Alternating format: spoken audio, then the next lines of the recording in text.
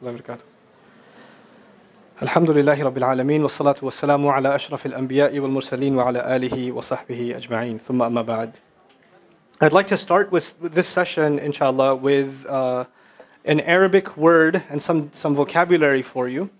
And I think this will structure our conversation in a good direction. The word in the Arabic language is al-ghulu. The root letters are ghain, lam, and waw. Ghulu. For the three of you that are taking notes. Okay, al-ghala, they say in Arabic, naqid al-rakhs. The word ghala literally means expensive, to be high valued. Something that is unusually pricey or inflated in value has ghulu in it, or ghala in it. That's why it's the opposite of ar-rakhs, which means cheapness. Ghalla is also used in Arabic when you overfeed someone, or you overestimate the value of something and you overconsume it and it poisons you. So sama, ghalla comes in the meaning of poisoning also. And the idea here is, just because something's expensive, and you say, well, you got an opportunity to consume it, you consume too much of it and it can actually kill you, it can hurt you, right? Then the word ghala also means majawazatul qadr, or majawazatul had fi kulli shay. Going overboard in any matter is called ghulu. In other words, because it came from the idea of expensive, when you value something above other things and therefore you give it more of your time, more of your attention, spend more of your money on it, etc., then you are engaged in the idea of, or the crime of ghulu, really. Al-ghulu also leads to, the Lisan al-Arab argues, al-i'da, it leads to animosity against others. In other words, when you value something really, really high, you end up violating somebody else's rights and therefore end up making enemies. That's one way to think about it. Another way to think about it is when you value something really high and you're all about it, that's all you do all the time, then eventually you burn out and you hate the very thing you loved. The idea is when you're really into something, like I'll give you an example of, a contemporary example of ghulu, is some song comes out and people are downloading it and they love it and they're listening to it like 100 times, they've looped it and they're listening to it over and over and over again, and a week goes by and if they hear it, they have a severe allergic reaction, like I hate that, turn that off, I'm tired of it, you see? So that's actually ghulu. You took too much of it until it almost became poisonous to you and now you hate it. You can't stand it anymore, okay? So that's what happens even when you take something that you love and you go too far in it, then you lose that love for it. You have to take it in moderation. That's the idea behind ghulu. And then finally, al-maghali. This is an interesting term because the Arabs like to think of, abstract ideas of like going overboard or being extreme. They like to think of it in the sense of imagery. So they say, al-maghali bis-sahm, al-mughali bis-sahm, al-rafi' bis-sahm, yuridu bihi aqsa al-ghaya. So there's a guy with a bow and arrow, and he's stretched his arrow as far back as it can possibly go, and he's held it up high at an angle, the aim of which is to go further than any other arrow shooter has ever gone. His purpose isn't to hit a target, his purpose is to go farther than anyone has ever gone. He wants to break the record, basically, of distance, right? So to go really far, or to aim to go further than anyone else in something, that is ghulu. So for instance, you have, nowadays we're in the age of video games, right? So you have, PlayStation and Xbox or whatever. The video games that come out, they have an online component now, right? So they have rankings. So you're like the 38,563rd deadliest assassin in Assassin's Creed, right? And if you really suffer from ghulu, you will not sleep until you're number 1. And you will like pat yourself on the back when you reach 25,000 and then 11,000 and 8. I'm ranked 8,000. I had a student this year at the Dream program. We introduce ourselves in the beginning of the year, and one of our obligations, the way we introduce ourselves is you tell me where you're from, what your name is, where you're from, and tell me one interesting thing about yourself. So one student said, my name is so-and-so, I'm from this place, I'm ranked 115 in FIFA. I've been calling him FIFA for 8 months now, so 6 months. But it's a form of ghulu where you want to keep breaking records and you don't even know why you're doing it. You just want to do it. You want to earn all the trophies. You want to get 100%. You want to land that combo in the game and you're going to keep practicing it like your akhirah depends on it. There are people that have ghulu. You ever heard of, what's that, Comic-Con I think it's called? Right? Comic-Con? Where people master like things like Street Fighter and like there are Mortal Kombat tournaments and People from all over the world that have spent hundreds of hours trying to like perfect the 18-hit combo from Akuma or something. That's ghulu. That's ghulu. There are people that become movie buffs. They have to have a collection. They have to have seen everything. They have to have all this trivia. People that become sports buffs, they get ghulu in sports. Right? They know all the statistics. I mean, they're literally, their riwayat are sahih. From like, where this guy went to college, who recruited him, what his career was, how many rings has he earned, all of it. It's incredible. But it's all ghulu. It's overboard. It's overboard. You keep going deeper and deeper and deeper. You become an enthusiast and eventually a fanatic. A contemporary example of ghulu, of course, it's not as hot anymore, but it was for a long time, Star Wars. Right? Star Wars is a kind of ghulu. People went to Star Wars movies dressed in ihram and proper like legit attire, you know. This is serious stuff. I mean, people take this stuff very, very seriously. When you get into something, you really get into something. A social media example of ghulu would be people that can't get off of their Facebook page, like that lady over there. You know, nobody. I just pointed randomly. The guy's like, which one?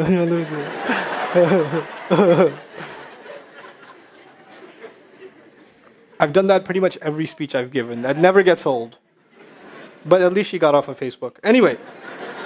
So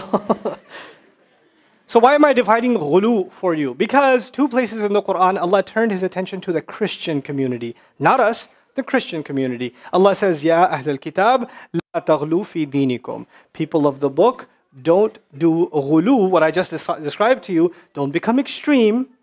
Don't go overboard in your religion. Which is very strange language, especially for the Christians.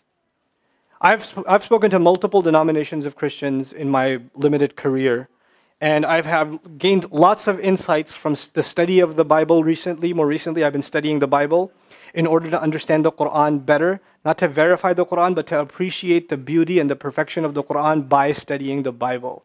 I can't begin to tell you how profoundly it has changed my appreciation of the Quran. It really, really has. And even the study of Christian history has changed my appreciation of the Quran. It's a new dimension altogether. I'll give you a little taste just before, because I mentioned that tangent. I have to give you a little taste. Just a little something. Okay. So you guys have heard of the people of the cave? Did you know there are churches to this day around the ancient city of Ephesus, churches to this day in parts of Jordan, in Turkey, in Greece even, that have, how churches have stained windows? They have stained windows with paintings of 7 people caved up, bound inside a cave, and a dog with them. Yep. And they have a day of the feast. They celebrate the saints that died inside for their faith. They were true Christians. And they sing a chant that a Greek minister wrote. And when they sing it, they believe that the saints' souls come back into the church and they pray for them. And there's actually a place where they believe in the ancient city of Ephesus. It's pretty funny. In Turkey, there's a big sign that says, 7 sleepers this way. It's silly. But anyway, so they go there and a lot of Christians actually from those denominations, they go and they pray there like for a few days. They stay there because they want those saints to bless them, right? So they literally became awliya to them. The Ashabul Kahf literally became awliya to them. And if you read Surah Al-Kahf, you will find that they were the ones that said, Allah has no awliya. Right? So because they became awliya, Allah came to their defense. And this is not in the Bible. This is poetry written afterwards, right? This is not in the Bible. But they had been taken as awliya, and Allah Azza wa Jal came to redeem their integrity as people of Tawheed. And their legacy, unfortunately, had become the exact opposite of what they came to preach. So Allah set the record straight. Subhanallah. And but you won't appreciate how clear the truth is until you study the legend of the 7 sleepers from different civilizations. And you see what they have to say, and you compare it with the Quran, and you say, oh, Ya Rabb, wow. It's incredible. And that's just one example. I've been reading some other stuff too, but I'll tell you about it later. Okay. Ya Ahl al-Kitab. People of the book, la taghlu fi dinikum. Don't go overboard in your book. Don't go overboard in your religion. Don't go overboard in your religion. How can that be? The Christian community, many denominations of it, basically abandoned the law of God. They said the Bible's laws no longer apply to us. We don't have to abide by them. The blood of Jesus is enough to save us. We're already saved. The law was a means by which our souls were cleansed. We no longer need the law because Jesus already paid for our sins. So how can they go overboard in their religion? They got nothing to go overboard in. What is Allah subhanahu wa ta'ala talking about?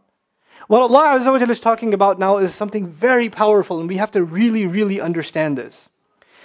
Our beliefs, not just our practices, our beliefs are about balance. Our balance. We have to balance our beliefs about Allah with our beliefs about the prophets, with our beliefs about the angels, with our beliefs about the books, with our beliefs about the afterlife. There are a lot of these unseen realms, right? And even the prophets have become, in a sense, the unseen to us because they're in history to us. They're the unseen to us too now, right? And even to those who were in front of them, the fact that they are messengers was also a belief in the unseen because they see a physical man, they don't see the angel talking to him. They don't see the ayat coming down. Even believing in a messenger in his physical presence was a belief in the unseen. But these unseen matters, you have to keep a very delicate balance between all of these entities. And if the only thing that can keep that balance is the authentic revelation from Allah. When you lose touch with that revelation, you start coming up with your own ideas about Allah and what He means. Your own ideas about the Prophet and what he means. Your own ideas about revelation and what it might mean. And you decide to highlight some things, emphasize some things, and de-emphasize other things entirely on your own terms. And if you have the right to do so, then the next person following this religion has the right to do so. So you end up with an innumerable amount of variations in beliefs.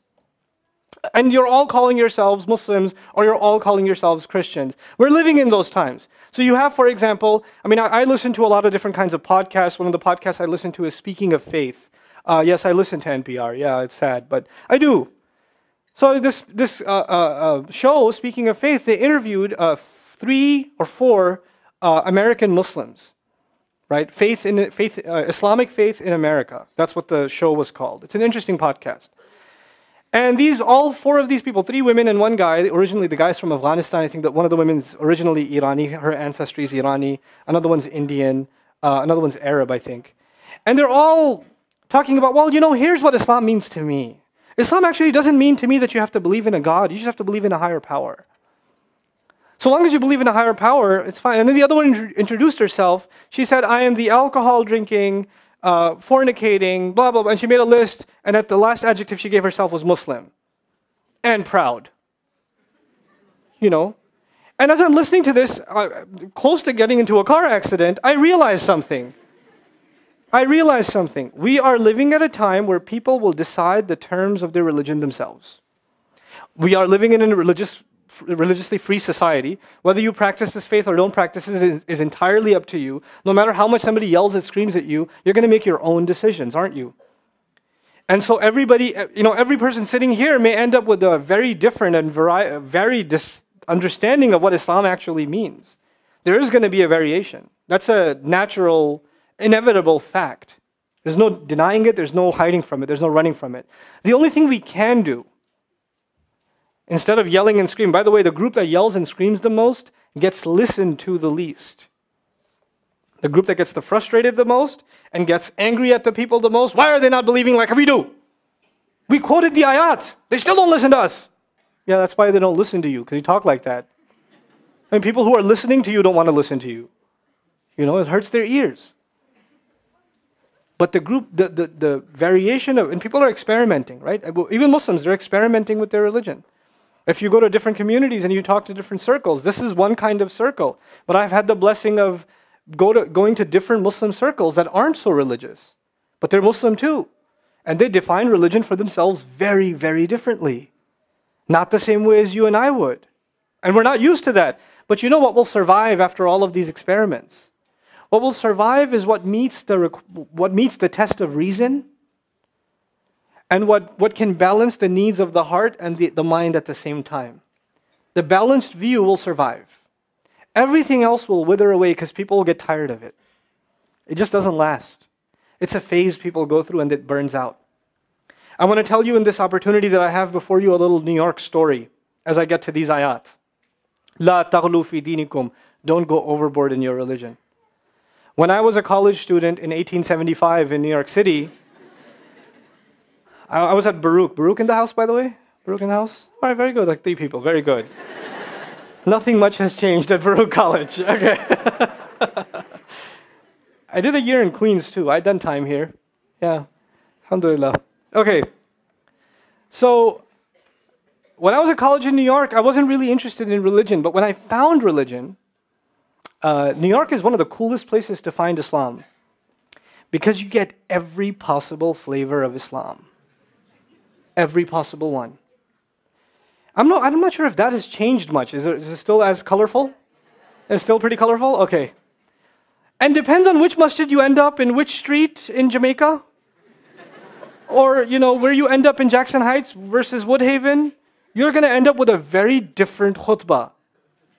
Where you are in Brooklyn can entirely determine your school of thought, your aqidah. Like, depends on where you are in Steinway, in Astoria. It is different. Very, very different. So, I ended up in one place, right? A couple of friends said, you need to come to this halaqah, it's awesome. You need to come there and study. So I was like, hey, I want to learn my religion. And now that I've just discovered this religion, I want to soak it all in. I want to take it all in, and I want to live by it. I just want the pure religion. So I go to this group, and they teach me that everyone else, unfortunately, outside of this masjid, they think they're Muslim. You see, but they don't have the proper beliefs. It's very sad. And we're the only place that has survived with the correct faith. And Allah did say that this is, I know this might seem strange to you, but the Prophet does tell us, فَطُوبَى لِلْغُرَبَاء, congratulations to the strange ones, we are it. And you need to save yourself, and you need to save your faith. So even though you've been, and I went enthusiastically in there, after masjid, after salat, this is how old I am. After Jummah, I used to go outside, and used to be a guy, he's still there on 29th Street by Masjid al-Rahman. He used to have a stand with nowadays DVDs, but back in the day, VHS, baby, tape cassettes of different speakers lined up. And I used to buy one every week and put it in my Walkman. Yes, I had a Walkman. I'm proud to admit this, And I used to listen to all these different speakers. So I went in there and I said, hey, have you heard of this speaker and this speaker? No, ya akhi, al-kareem, no. You don't listen to them. These people are calling to the hellfire. You need to protect your faith. You need to have the right beliefs. You need to make sure you learn from us. And I said, okay, I won't listen to those tapes. And I did. And I put those tapes away.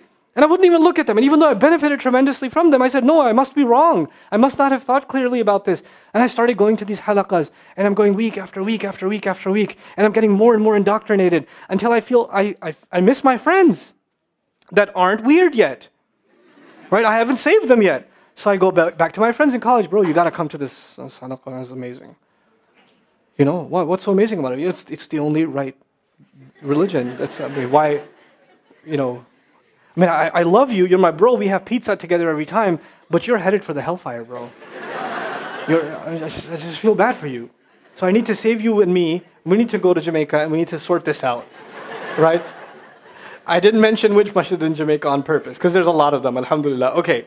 So anyway, we're doing this for a while until I had a friend slightly older than me, 3-4 years older than me, that has been around the block a little bit. And one time I'm trying to save his soul and he sits me down.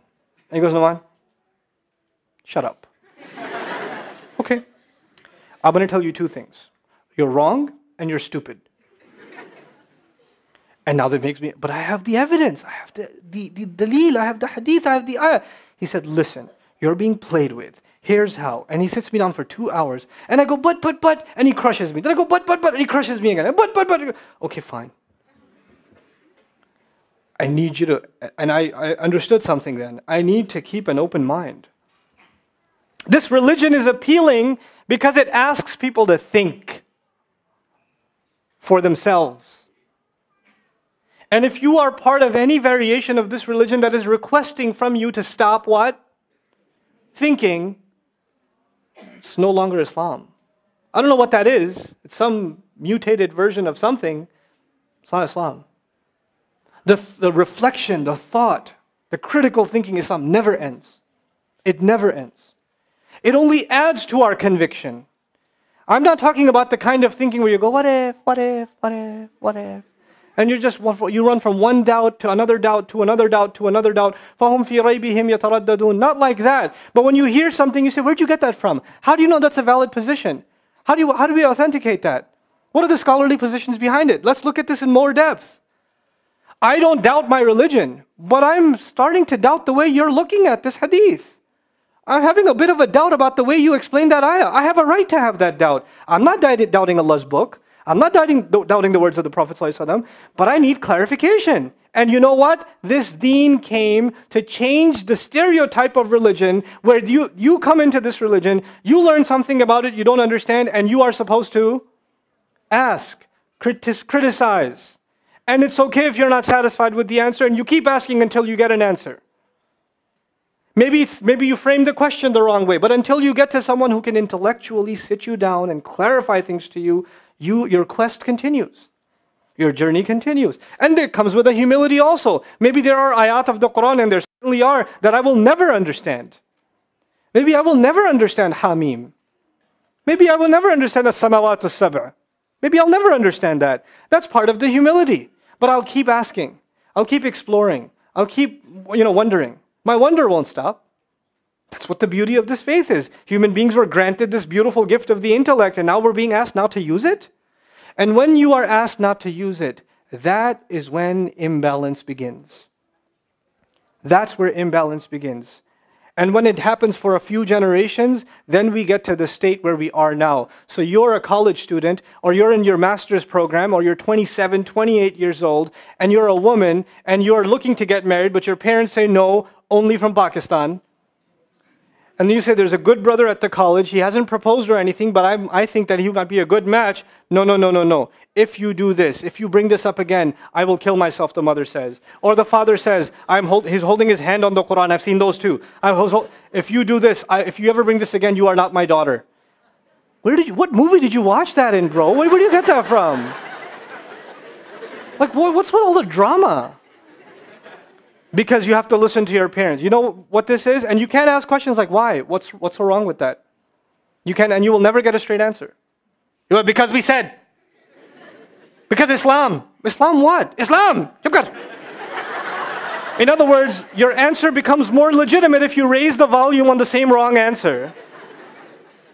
This was one time, there was this uncle who was like justifying some racist comment he made.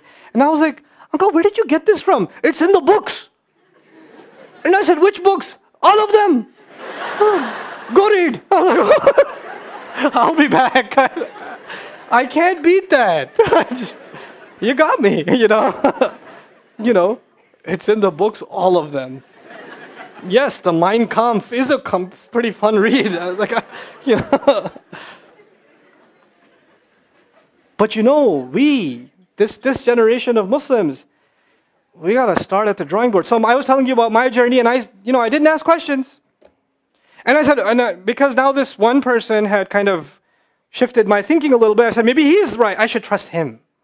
Everything he does, I'm gonna do. Because he slapped sense into me, And so I'm gonna just follow. What do you do? We're gonna go to this halaqah, so I start going to this halaqah. And I attended and I really enjoy it. And so even though they never said this, subconsciously I start thinking everything else must be garbage. These people are everybody's just waiting to be slapped by my friend. And if they got slapped by my friend, they'd be in this halaqah too. And this journey continued. And I went from one group, one masjid, one ideology, one worldview of Islam to another, to another, to another, to another. Oh, there were lots of them. There were lots of them. Somebody brought me a pamphlet from one of them today. What do you think about this? And I read it, I was like, I've been there. That was 1998 right there. You guys don't even know. All of this, been there, done that. It's all done. It's old. You know who's still going through this? England. When I go to England, people ask me questions and I chuckle. Like this guy, literally, seriously, I was driving in the car with him. He goes, so, bruv, where do you take your knowledge? Where do you take your knowledge from? Who are your sheikhs? And I was like, awkward silence for a moment. And I was like, I'm sorry, bro. I didn't answer you immediately because for a second I thought I was traveling through time. Because where do you take your knowledge is a question from 1997. We already finished this. We're past this already. What do you... Have you been in the same, like, do you visit geocities.com? Where are you from? Like, some people don't even know what GeoCities is. That's funny.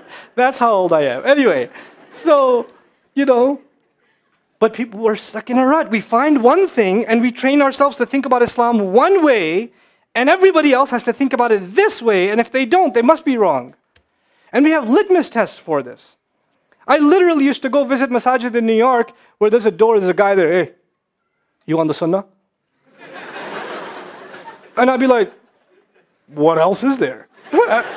All right. It was like a litmus test. What am I going to say? No, of course not. Sunnah, what is that? Doesn't make any sense. I went to masajid in England. Check this out. I went to one masjid in England. I went to visit. This is the tragedy of this. I went to visit Sheikh Akram Nadwi. Sheikh Akram Nadwi is one of the leading muhaddithun of the ummah today. The man has written a 50-volume book on just the female collectors of hadith in Islamic history. Life profiles of 2,500 women.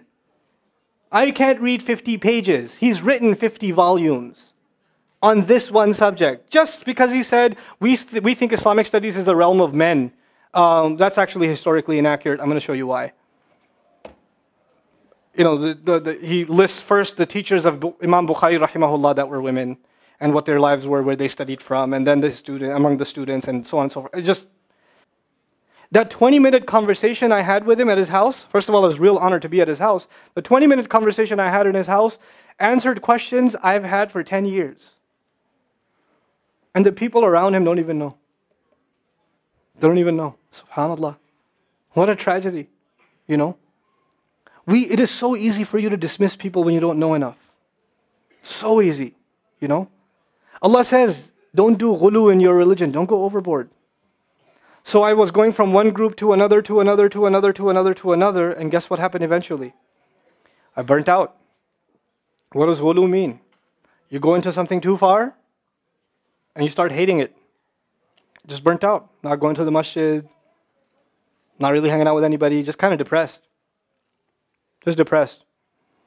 And the only time you hear about Islam is you hear one group delegitimizing another, speaking out against another. That's all you hear. You don't hear anything about Islam itself. You just don't hear it. So I started thinking back about all these groups. That all the groups I've been through. All the different masjids, all the different halaqas, all the different sheikhs, all of them. And I realized something. All of them had something beautiful. They had something very ugly, and they also had something very beautiful. Why should I let go of the beautiful parts? Why should I do that? Why can't I hold on to the good stuff and keep it? And my litmus test, I don't impose this on you, my litmus test became the moment any group starts speaking out against another, I'm going to put the mute button on. I don't care about that stuff. I just need to learn something that will make me a better Muslim. That's all I care about. And if you give me something that will make me think of my brother and my sister as less, I don't want that. It's just not interesting. It doesn't interest me. It takes away from my love of other Muslims. I can't take it. I will still disagree with Muslims. I will disagree with scholars even sometimes, respectfully. But I will never use that to think less of them. That's going overboard in your religion. You can love the ideas you believe in, but don't hate the people who don't believe in them. It's not cool. That's actually pride. This is a battlefield of ideas. I am free to share my ideas. You are free to disagree with me. And after even the strongest disagreement, if we can openly talk in a space where none of us are threatened, none of us are raising our voices, none of us are going crazy, we can just have a civil conversation. That's when this ummah moves forward. Where is the conversation? We've become a people that talk at each other. Everybody gives if somebody, what we do? Somebody, gives a speech, somebody gives a counter speech. Somebody writes an article, somebody writes a counter article. Nobody says, let me give this brother a call and let me share with him, here are my disagreements with you.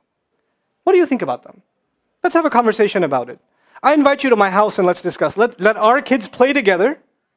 Let our wives meet. And let us just talk about this, this issue that I don't agree with you in. I want to know your perspective. When do we do that? Isn't that brotherhood? Isn't that brotherhood? Instead of talking at people, you talk to them. You talk to them? People told me some time ago about myself. I don't really care. Honestly, I don't care what people say online. It doesn't faze me at all. I don't have the time. I have too many things to do for my parents and my kids and my students to worry about what happens online, honestly. You know? So, people don't, oh, they're saying that you follow some deviant tafsir. I was like, who are they? I want to go to their house. Can I invite them to my house? I have good ice cream in my house. I'd love to sit and talk to them.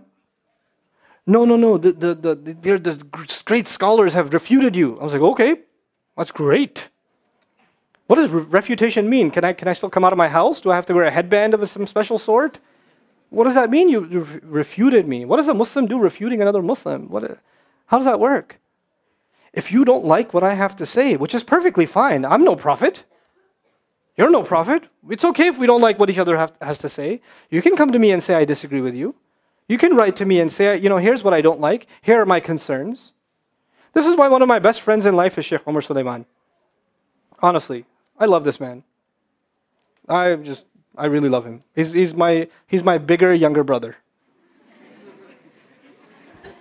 It's confused, an oxymoron walking around. But he'll listen to something I said and he'll go at me and say, you shouldn't have said that. That's wrong. I was like, okay, I'll undo that one in the next khutbah.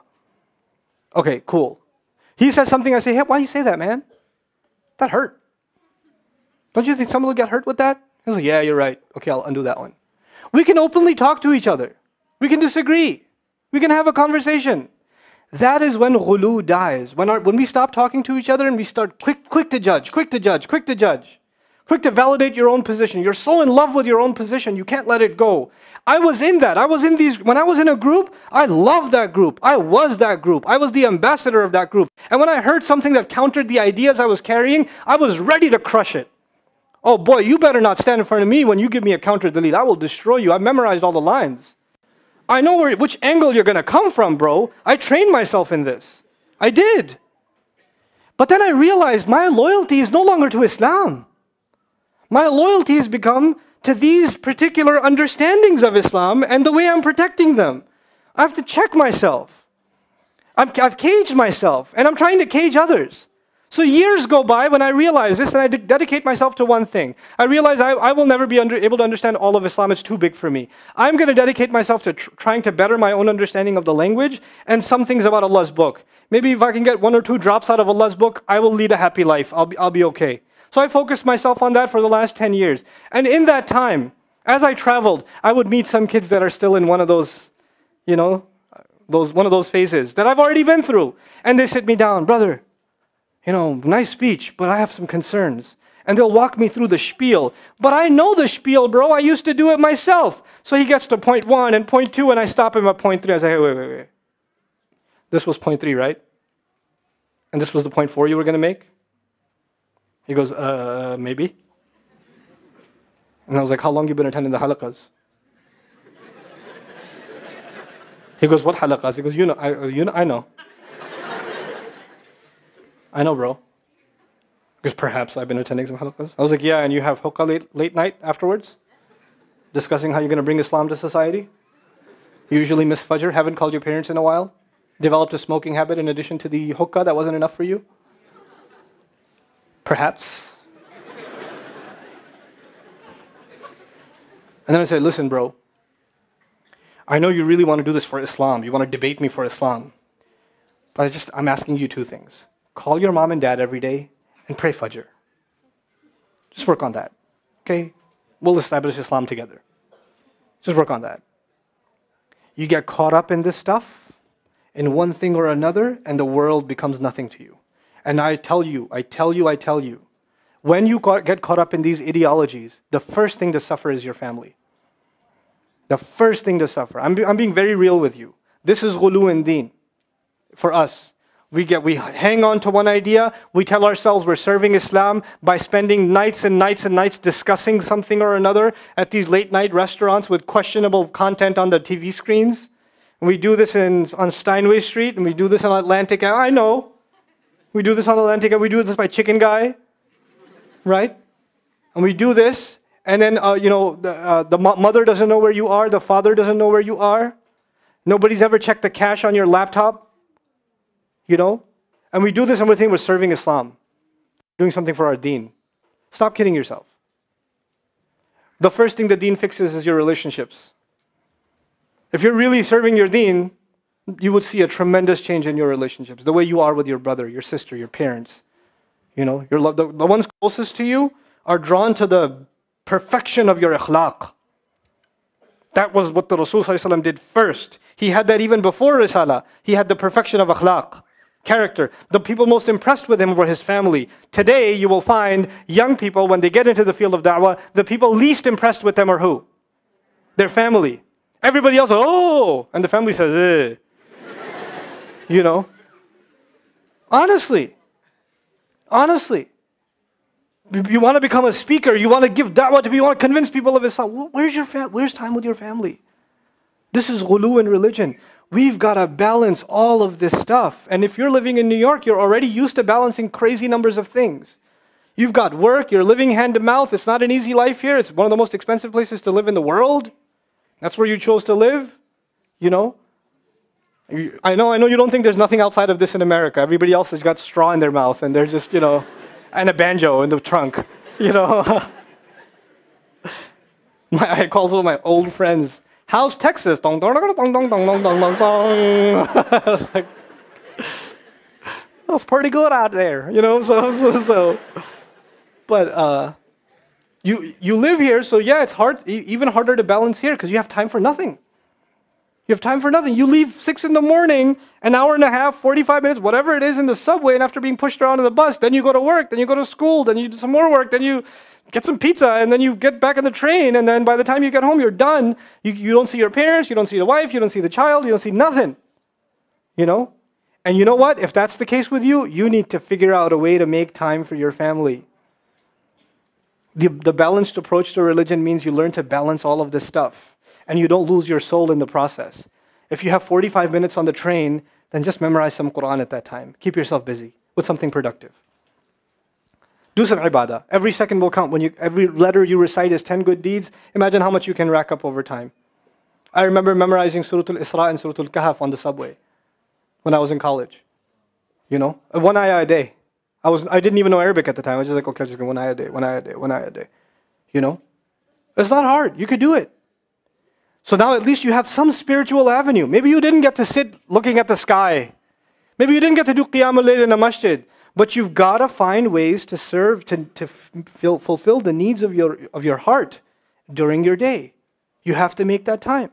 You have to make the time to reach out to your parents. And text messages aren't enough. I'll call you later. That's not, I'll talk to my parents.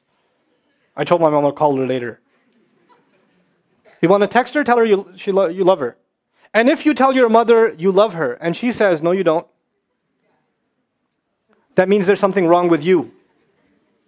That means you keep saying it, but you've done nothing for it. You've never spent any time with her. You've been ignoring her. So those words offend her because she can see right through them. So you don't get, I told my mom I love her. She said, no, you don't. No, actually, she said, where's the proof? You've been ignoring me all this time. Well, saying I love you changes everything? These are empty words to you. If you love someone, you spend time with them. Without your phone. Without your laptop. You sit with them. If you love your father, you do that.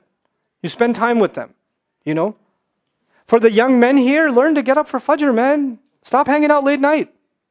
It's New York. I'm just being real. We could give theoretical lectures. You're not getting up for Fajr. Wake up. Stop going to sleep late. That's balance in your religion. Don't go out late night. I know the restaurants are open till whenever. I know you're used to the nightlife. I know. It's tempting. It's fun. When else are you going to do it? You need to let loose. There should be a time you can let loose. That's fine. But if it's hurting your salat, man, you just got to stop. You got to find some other way. You know? Young men here, you know, you should have a relationship with a masjid where you go where nobody knows you, and you go every once in a couple of weeks and you spend a few hours just sitting there reciting Quran to a wall. You're just sitting there on your own, nobody's around you, you're just doing ibadah, it'll help you. It'll give you peace. If you can't go to a masjid, go to like Flushing Meadows Park and sit by the water and recite Quran. Where nobody cares about nobody's going to be around. You know? Just do that. You have to find that time. This is ghulu in religion. And if we don't find it, and when you get ghulu in religion, things go crazy. The Christians developed ghulu, overboard attitudes in their religion. It led them to even worshipping their prophet.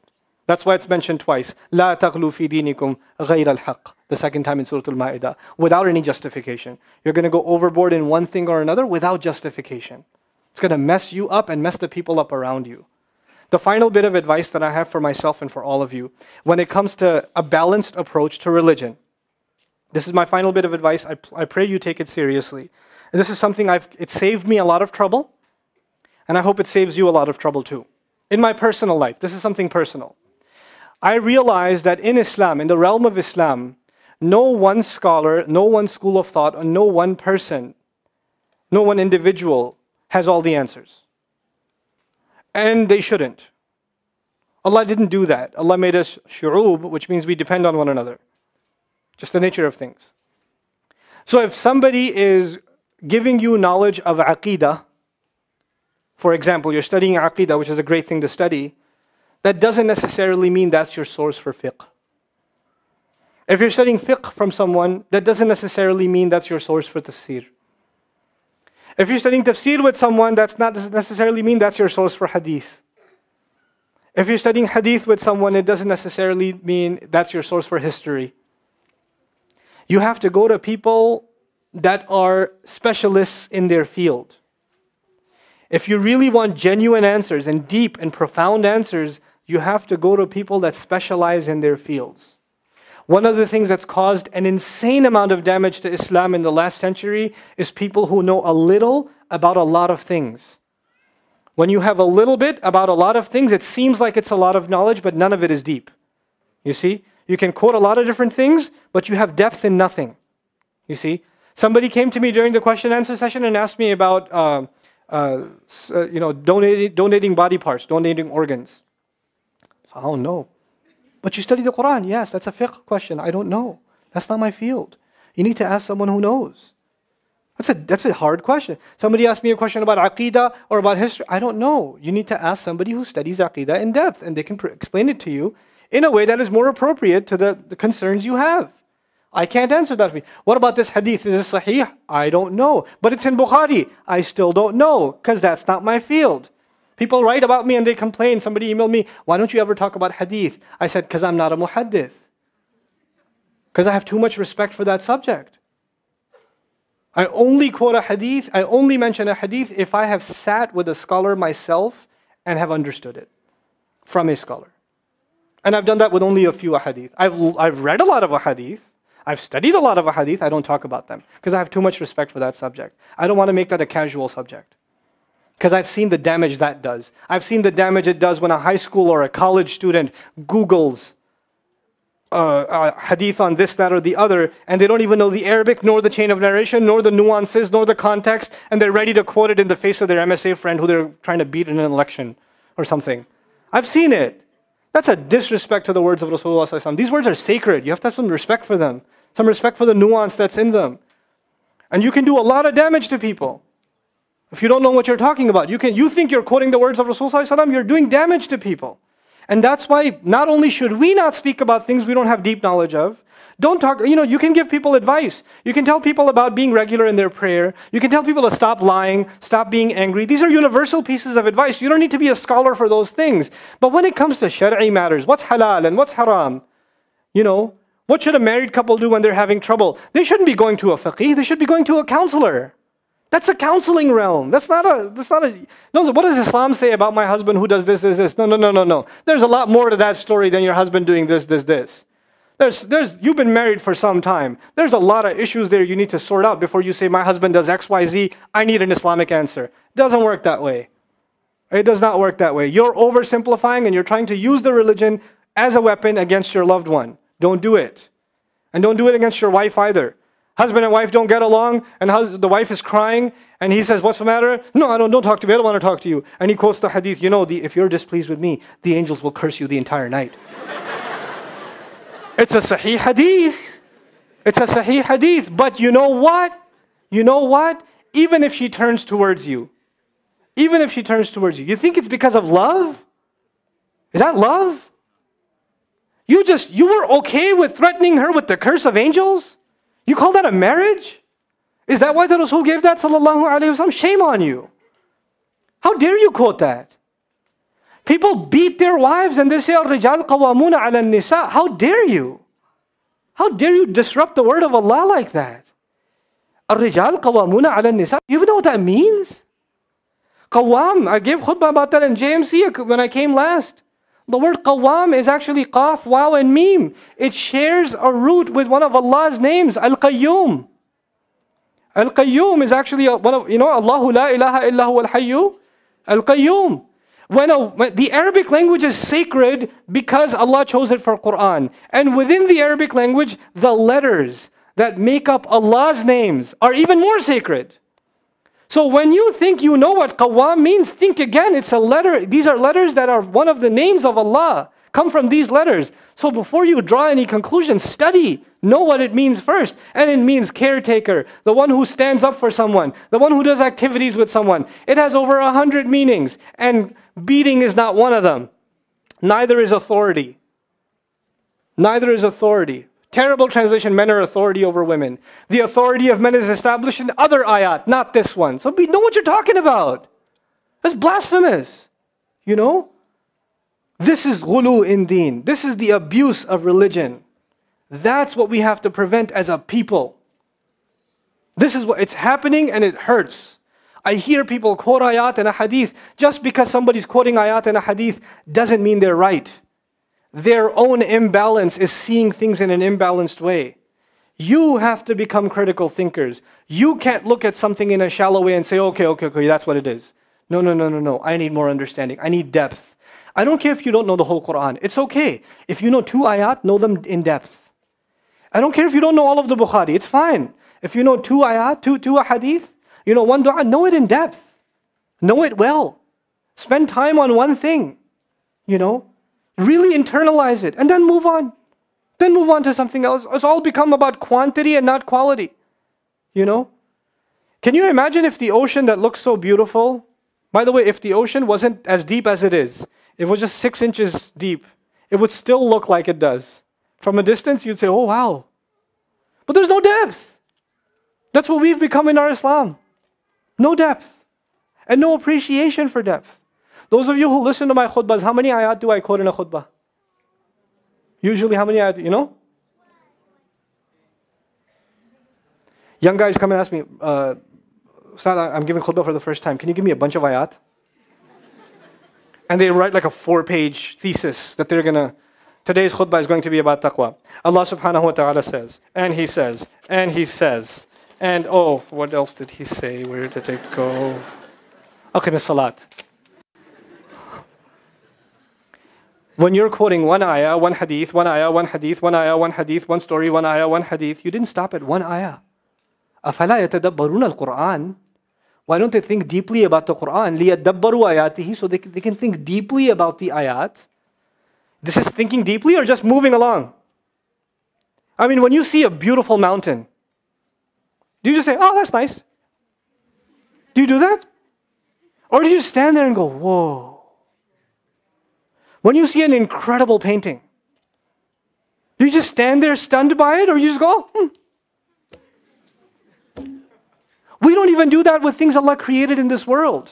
We're stunned. Nobody goes to the beach for 1 second.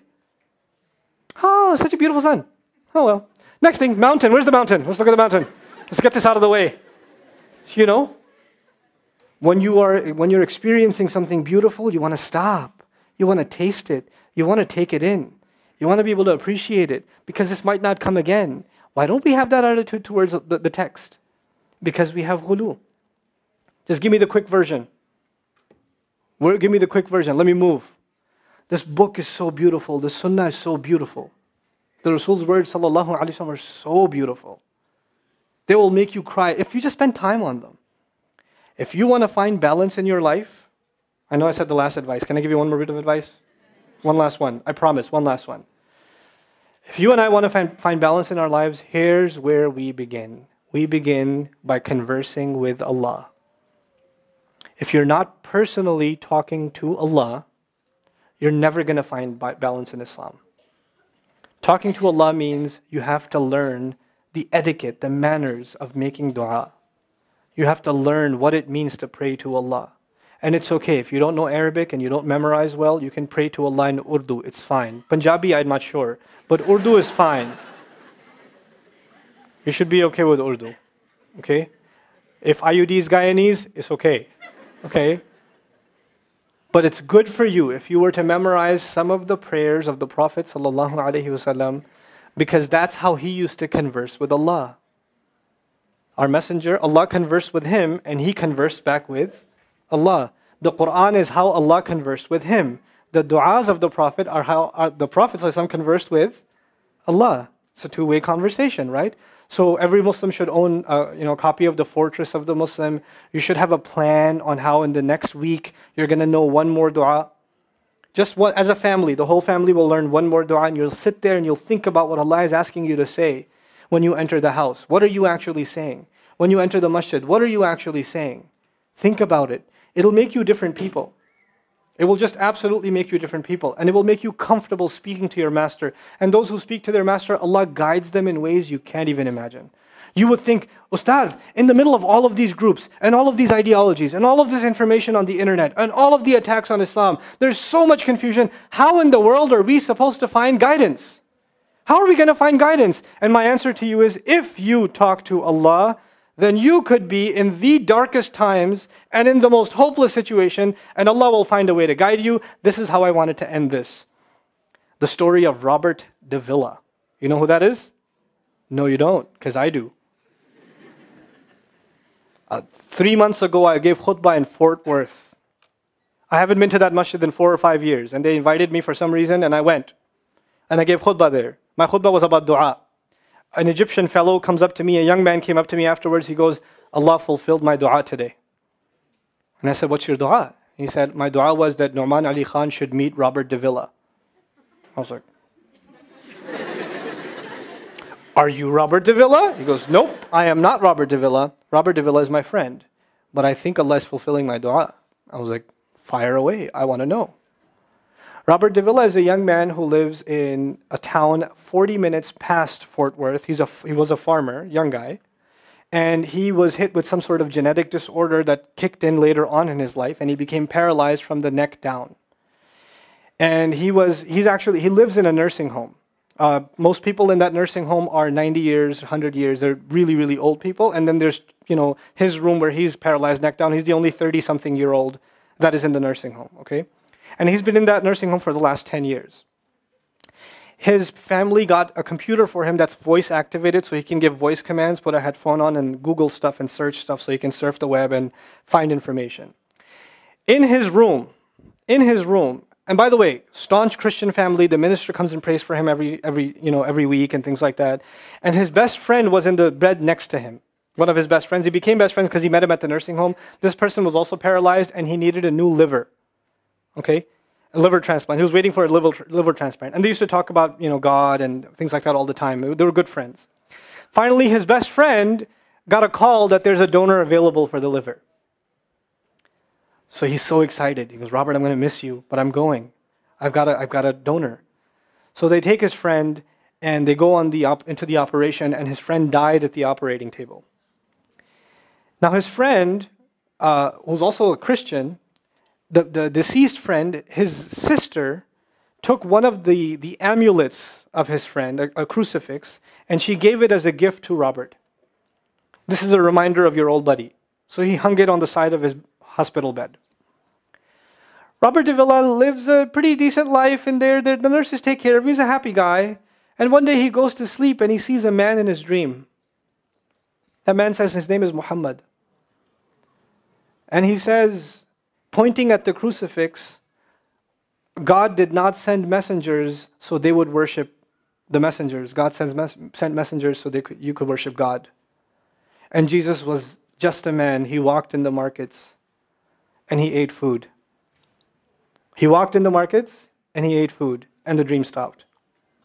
He only knows that Jesus was just a man. He knows there's a man named Muhammad that said that to him. He said that messengers came so people could worship God and not the messengers. This is all he knows. So he starts Googling Muhammad.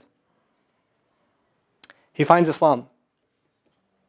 He takes Shahada. When he takes Shahada, he wants to learn about the Quran. So he goes on these chat sessions and finds somebody needs to teach me Quran. He finds a brother in Egypt that he gets together with on Skype to try to learn Arabic. Learn the Arabic alphabet. Once he learned the Arabic alphabet, he learned to recite the Quran. He memorized 10 surahs from his hospital bed. Then he said, I'm beginning to memorize the Quran, and I'm beginning to learn about this Prophet, but I need to understand the Quran. So he starts Googling how to understand the Quran. And for some reason, he ends up on my videos. And he starts watching my stuff. And he watched almost everything. And then here's the kicker.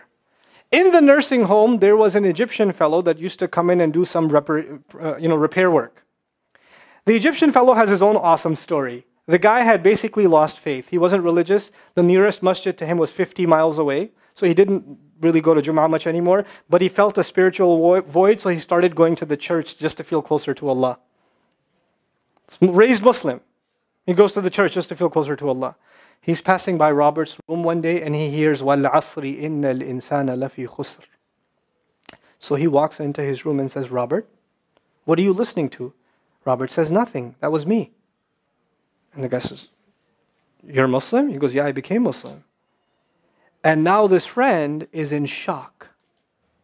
How does Allah guide someone in the middle of Churchtown, USA, in a nursing home, with a crucifix on the side of his bed that he doesn't even have the physical strength to move, and the guy himself says, I want to come back to Allah.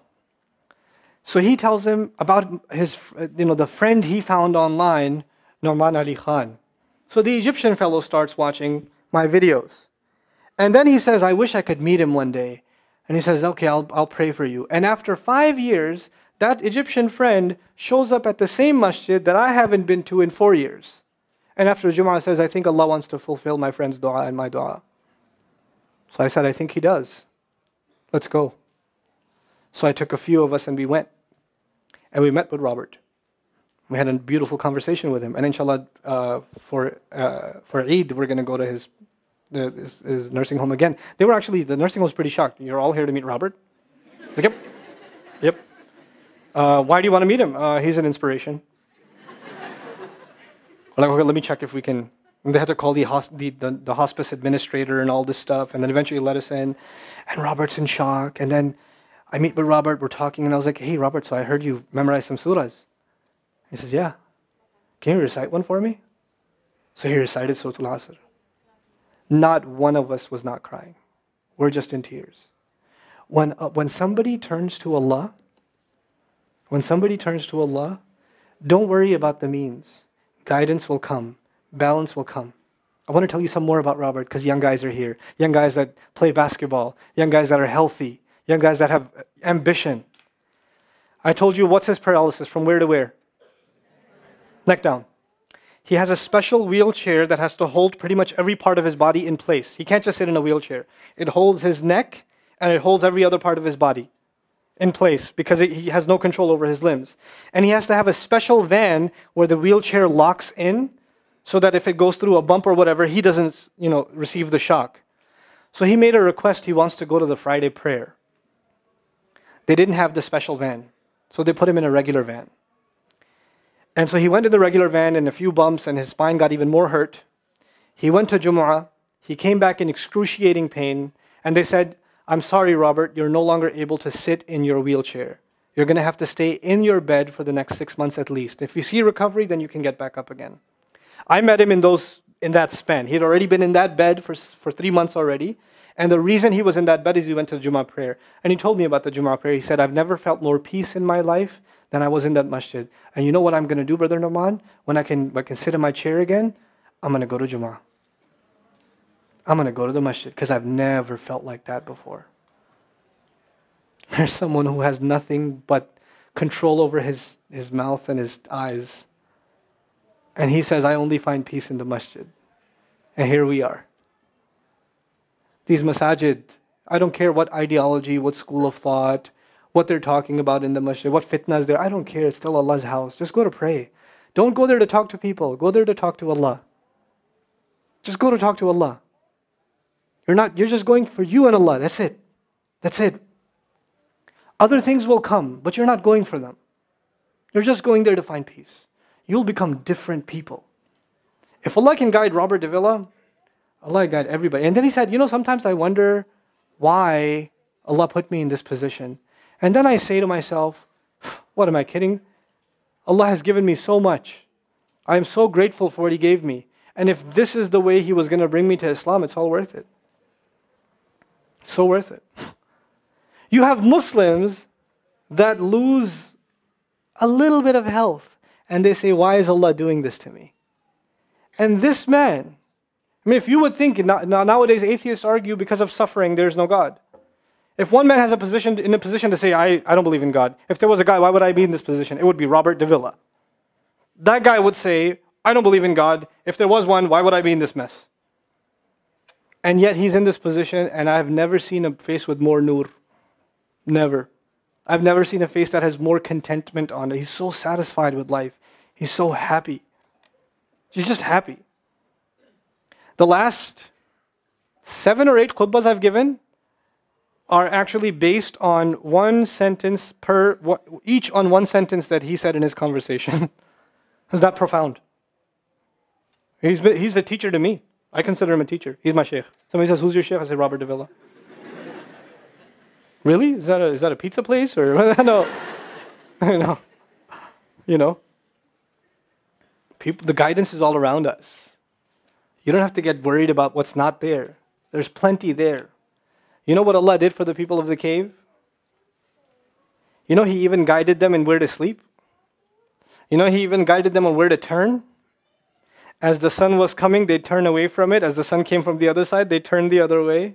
Allah will guide you in your sleep when you make dua to Him. He'll even guide you in your sleep. Every toss and turn will be guided by Allah. Can you imagine? We shouldn't be skeptical in Allah's guidance. We shouldn't worry about how am I going to find balance. No, that's Allah's job to guide you. Your job is to talk to Him. Your job is to get sincere. That is the message I have for you. That is how we're going to find balance. Honestly. And if once you do that, once you become sincere to Allah, Allah will open doors. Allah will give you friends. Allah will give you teachers. Allah will give you access to resources, all of which are going to bring you closer and closer and closer to Him and to the truth and make life better for the people around you. This is really the gist of what I wanted to share with you. I don't want to speak longer. I've spoken too long already. I love coming back to New York, and I'm so, so grateful for Queen's College. And the MSA here, mashallah, they put up with me. I give them a hard time, and they still put up with me. I show up half an hour late, and they're still really nice to me. They didn't give me the look of death that I used to give to speakers when I was the MSA guy. And Imam Siraj Wahad showed up 40 minutes, and I was like, Mom. And then he used to, it's okay, Nouman, it's okay, it's okay. You're doing good, Nouman, you're doing good. I was like, okay. Okay, fine, since you put it that way. I shall accept that, But I'm very grateful for you guys, and putting up with this crowd. We're not easy to deal with. We have lots of complaints too. So if you see an MSA person, just pat them on the back or say thank you or whatever. Appreciate the effort that they've done. I'd also like to thank all the moms that are here with their little kids, because that's hard. It got hot in here, and I'm amazed at the children that didn't scream and yell more than what I heard. I heard very little. Where's the crazy kid that was over here? Oh, that was her? Oh, iPhone, okay. Okay, that's the other thing I'm grateful for. And finally, of course, I'd like to, I want to share can I share some news with you? Is that okay with you? Okay. This is cool. So I went to, last summer I got a chance to go to Malaysia. And alhamdulillah, I made some really cool friends in Malaysia. It was like a life-altering trip. The part of the trip was Singapore, and also stopped over in Bahrain. And had the honor of being at the International Islamic University of Malaysia, and I spoke also with a number of media outlets there. And I realized something. We've been cooking an idea back home in the Bayina laboratories, which basically has to do with bringing meaningful content to Muslims. I think, alhamdulillah, the lecture thing is great, but it can only go so far. Right? What we really, really need is engaging media. Well, I think it's really important that we have engaging media. So we have this idea for basically a talk show, but that's a mix of social commentaries, special reports, and accomplished Muslims. Like, I want to interview people that are doing cool things in the ummah. I want to have journalism that's positive about things that are happening in the Muslim world. So there's interest already, and they're trying to pick it up in Malaysia, inshallah ta'ala. Make dua that works out. And I'm going in Ramadan again to, yes, I know, I got it.